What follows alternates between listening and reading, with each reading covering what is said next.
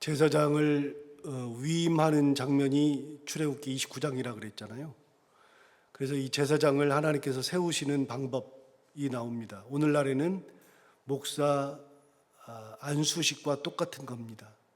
우리는 요즘 시대에는 너무나 이제 간략화되어 있어가지고 기름 부음을 받은 목회자가 후배 목회자 되는 목사가 되는 그 대상자들에게 머리에 손을 얹고 안수 기도함으로 해서 그래서 목사가 되는 거죠. 그런데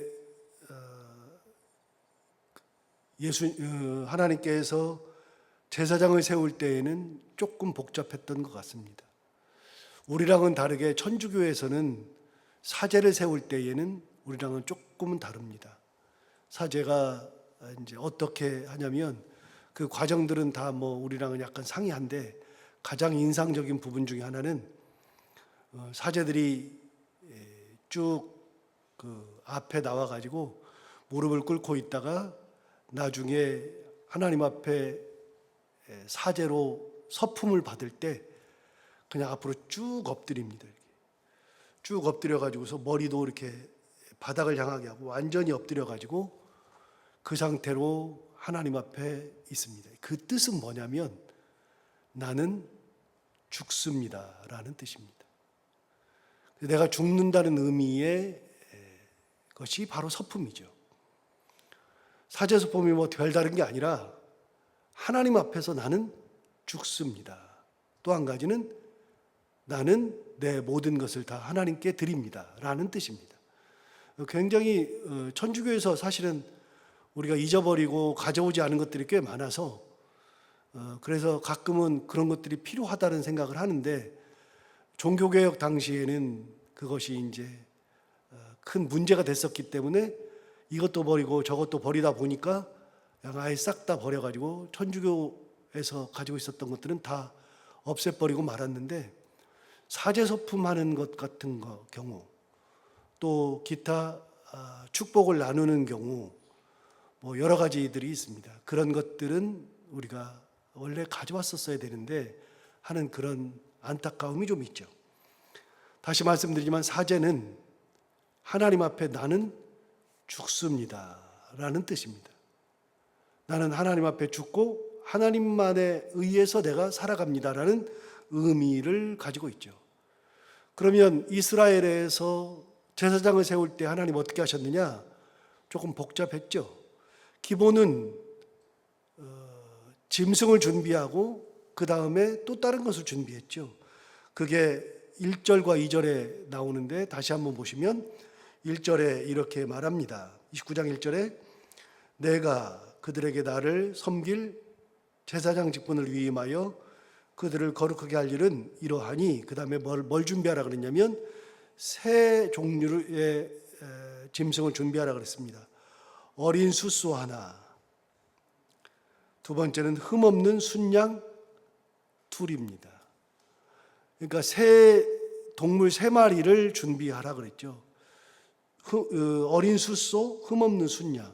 그리고 두 번째 2절에 보시면 무교병과 기름 섞인 무교 과자와 기름 바른 무교 전병을 모두 고운 밀가루로 만들어서 그것들을 한 광주리에 담아서 그것을 광주리에 담은 채로 송아지 두 양과 함께 가지고 오는 겁니다.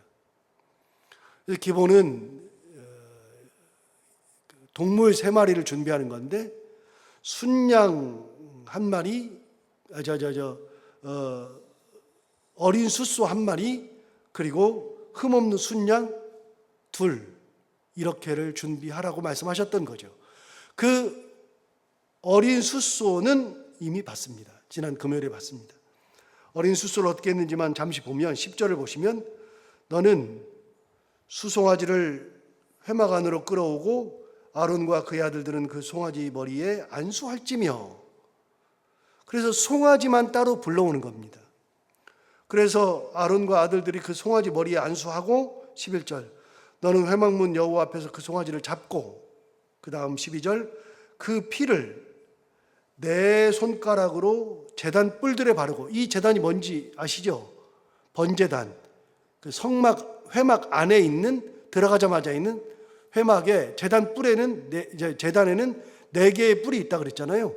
그 제단 뿔들에 바르고 그 피 전부를 제단 밑에 쏟을지며 내장에 덮인 모든 기름, 간 위에 있는 꺼풀, 2 콩밥 그 위에 기름을 가져다가 제단 위에 불사르고 그 숫소의 고기와 가축과 똥을 짐 밖에서 불사르라. 이는 속죄제니라.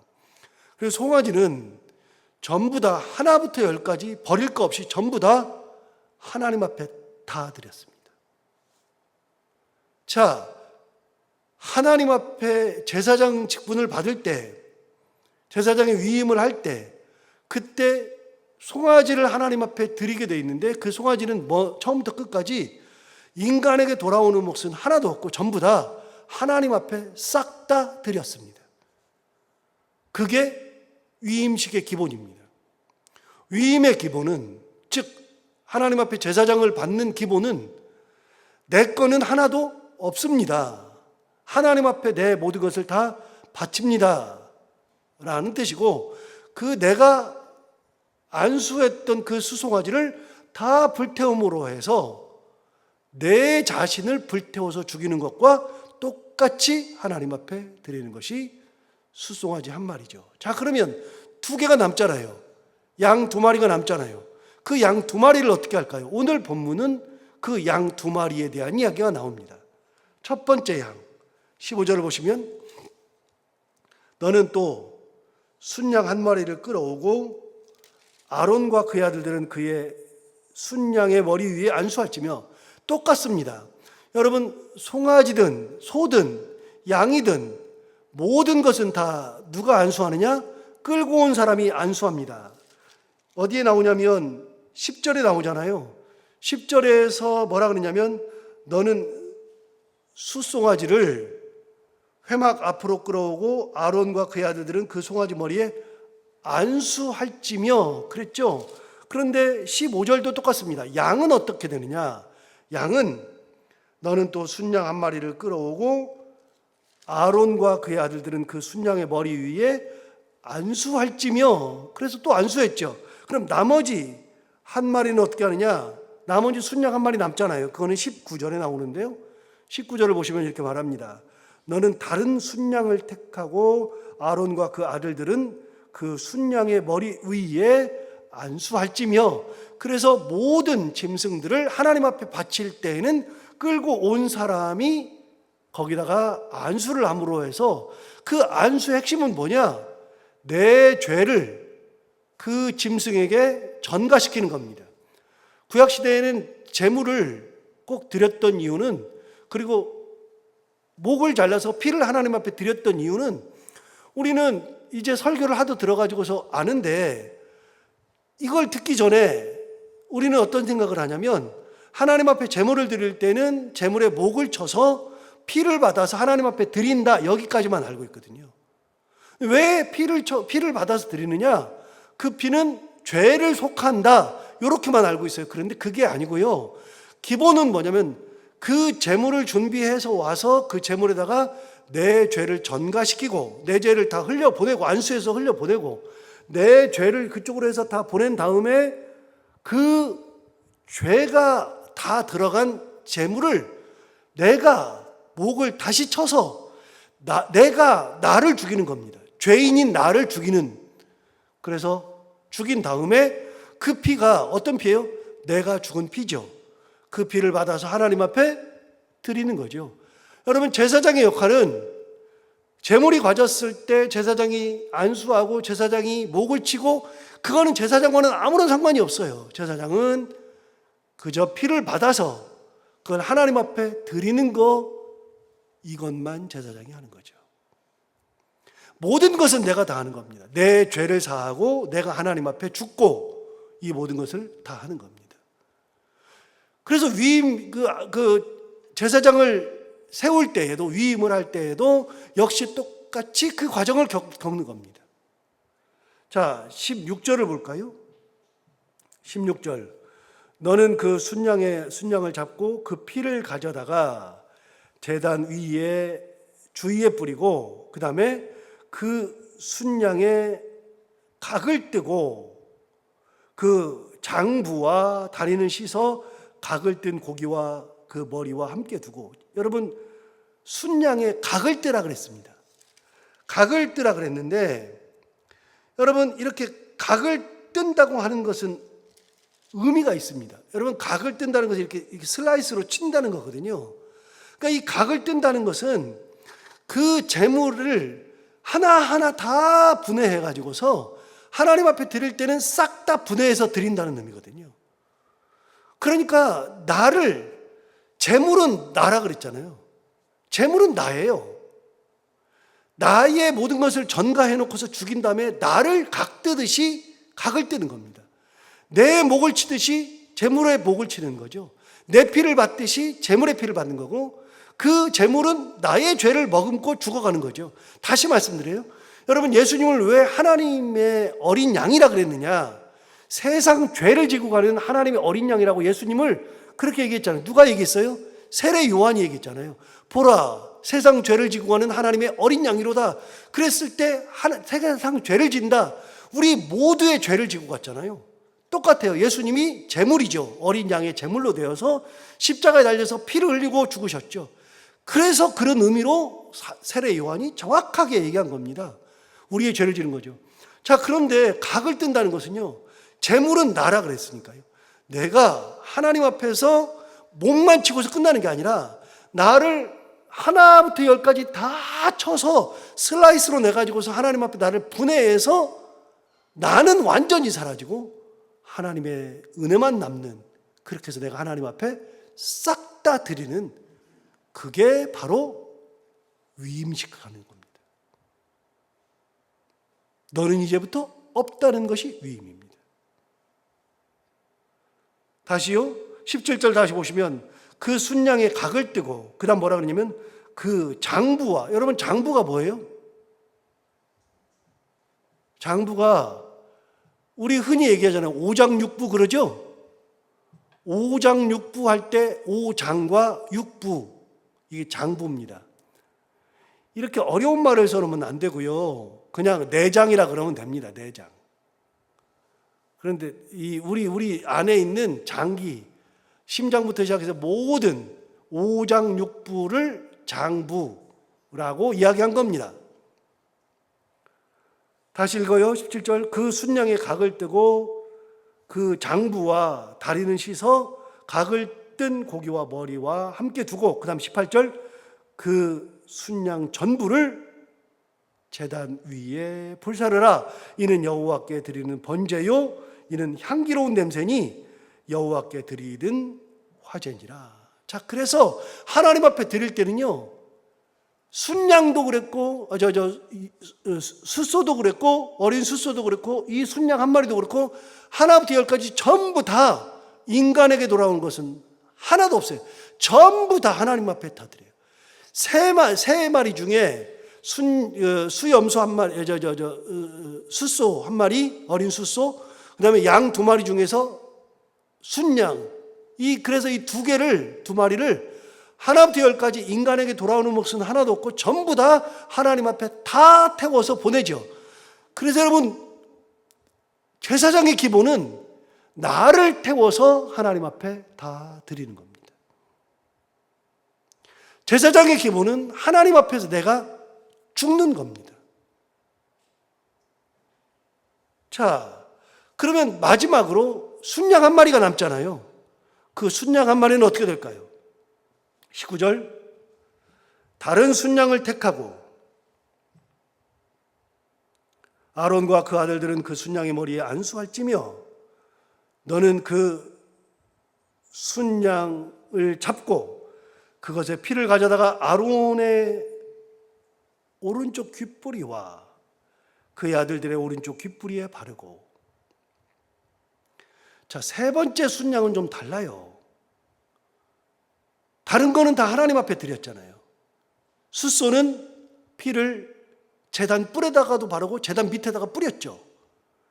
순양 한 마리는 16절에 있는 것처럼 그 피를 제단 주위에 다 뿌렸죠. 그래서 하나님 앞에 다 부어드렸습니다. 그런데 마지막 양은 다릅니다. 20절, 너는 그 순양을 잡고 그것의 피를 가져다가 아론의 오른쪽 귓뿌리와 그의 아들들의 오른쪽 귓뿌리에 바르고 그 피를 오른쪽 귓뿌리에다가 발라주라는 겁니다. 오른쪽 귓뿌리에다가. 오른쪽 귓뿌리에다가.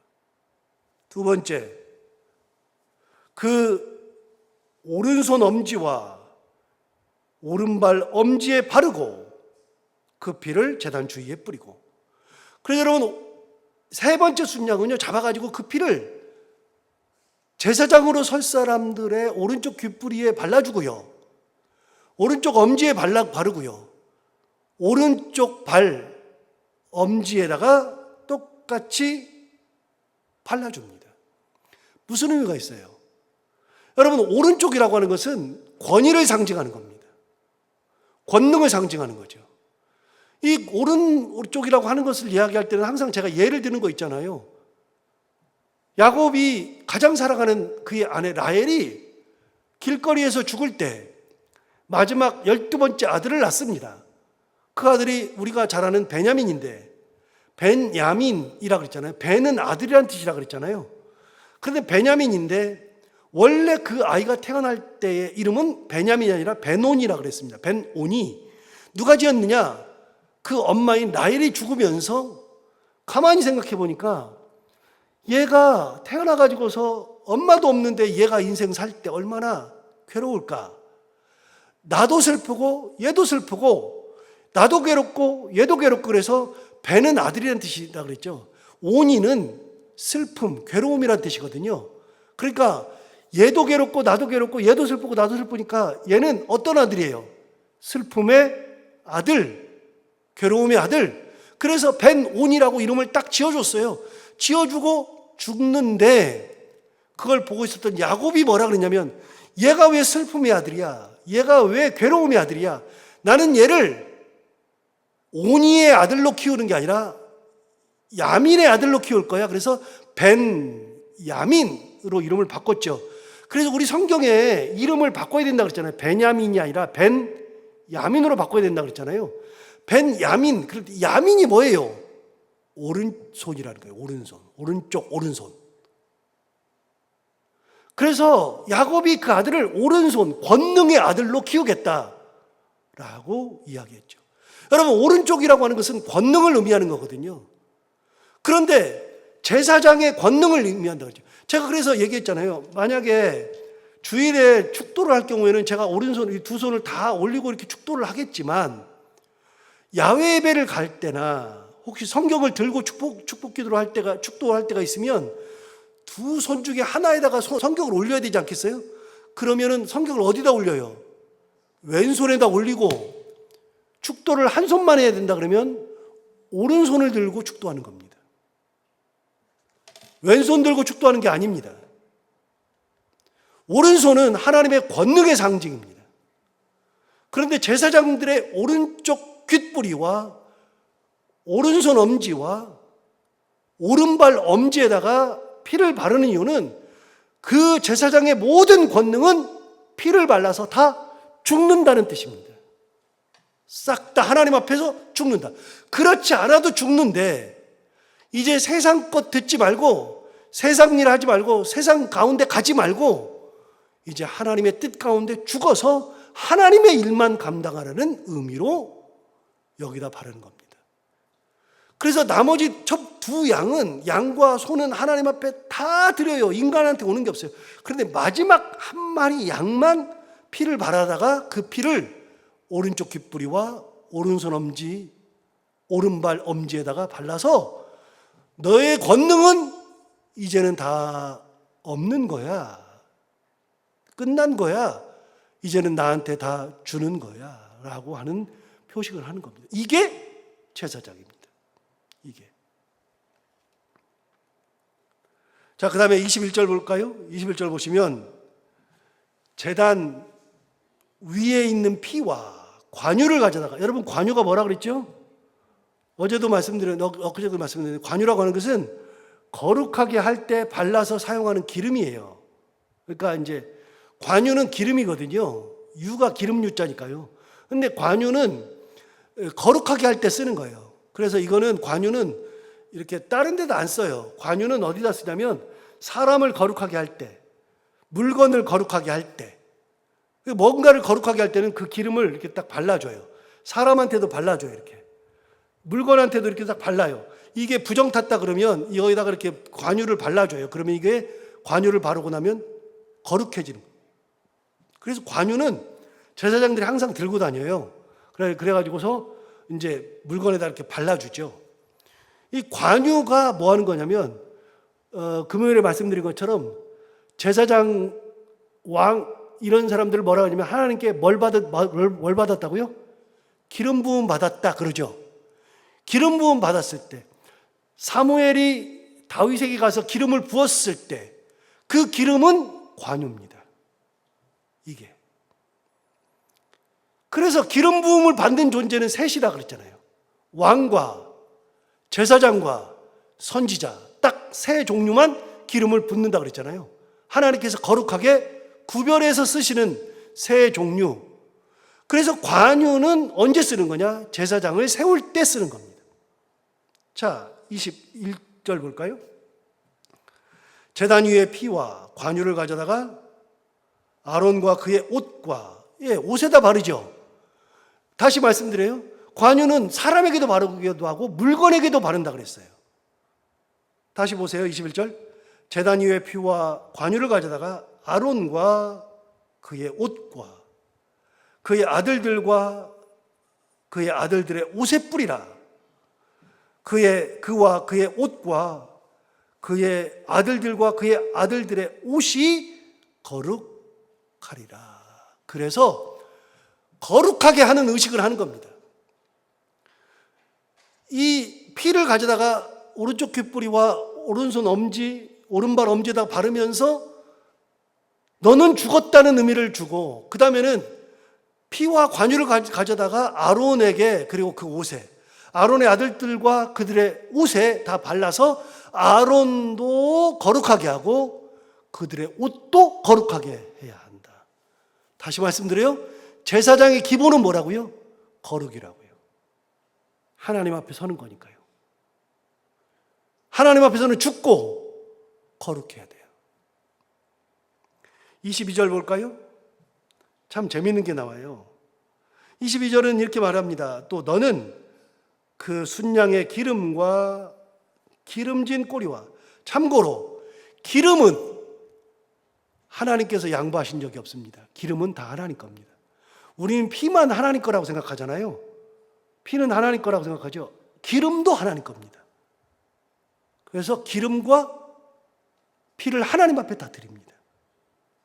그런데 22절 보시면 또 너는 그 순양의 기름과 기름진 꼬리와 그것의 내장에 덮인 기름과 간 위의 꺼풀과 두 콩팥과 그것들 위에 기름과 오른쪽 넓적다리를 가지라. 이는 위임식의 순양이라. 이 것들은 하나님 앞에, 자, 첫 번째 숫소와 순양은 하나님 앞에 다 드렸죠. 세 번째 것은 다릅니다. 세 번째 것은 하나님께서 구별해서 어떻게 했어요? 구별해서 인간에게 주셔요. 이걸 먹고 살으라고. 그래서 여러분, 제사장은 누가 먹여요? 하나님이 먹여요. 제사장은 하나님 앞에서 죽고요. 하나님 앞에서 죽고 하나님만 바라보게 하신 다음에 제사장의 삶은 하나님께서 책임져 주시는 거예요. 모든 것은 하나님께서 다 주시는 거예요. 하나님께 바친 제물을 다시 받아다가 하나님께서 주시는 거죠. 이게 제사장뿐만 아니라 우리 인생과 똑같아요. 우리는 모두가 다 내 것이 아니라 하나님께 다 받은 거고요. 하나님 앞에 돌려드려요. 그러면 하나님께서 돌려드리는 것 중에서 다시 주시는 거예요. 그래서 우리가 건강도 하나님 앞에 받은 거고, 우리의 물질도 하나님 앞에 받은 거고, 내 가정도 하나님 앞에 받은 거고, 내 삶도 하나님 앞에 다 받는 거예요. 은혜로 받는 거예요. 그 은혜를 잃어버리면 하나님께서 싹 다 가져가셔요. 어느 날 갑자기 훅 가져가시면 그걸로 끝이죠. 그래서 제사장뿐만이 아니라 오늘날에는 우리를 모두 뭐라 그러냐면 우리를 모두 다 왕 같은 제사장이다. 베드로 후서에 말했죠.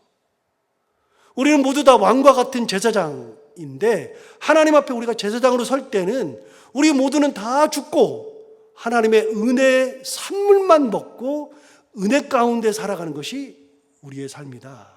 이걸 기억하고서 우리가 언제든지 하나님의 은혜를 기억하며 그대로 살아갈 수 있는 우리 모두가 다 되기를 바랍니다. 기도하겠습니다. 하나님 아버지 감사합니다. 오늘도 귀한 말씀 주시고 이 말씀을 통하여 우리가 하나님께서 사람을 세우실 때 어떻게 세우셨는지, 우리를 하나님의 사람으로 부르실 때는 어떤 모습으로 살기를 원하시는지를 깨닫게 해주셔서 감사합니다. 다 하나님 것이요, 다 하나님께 드리는 것인데 그 중에서 구별하여 우리에게 먹을 것도 주시고 우리가 살아갈 길도 주시는 하나님의 은혜를 생각하면서 그 하나님 앞에 나아가기를 주저하지 아니하고 끝까지 하나님만 바라보며 은혜 가운데 살아가는 제사장과 같은 삶을 살아가는 우리 모두가 다 되게 하여 주옵소서.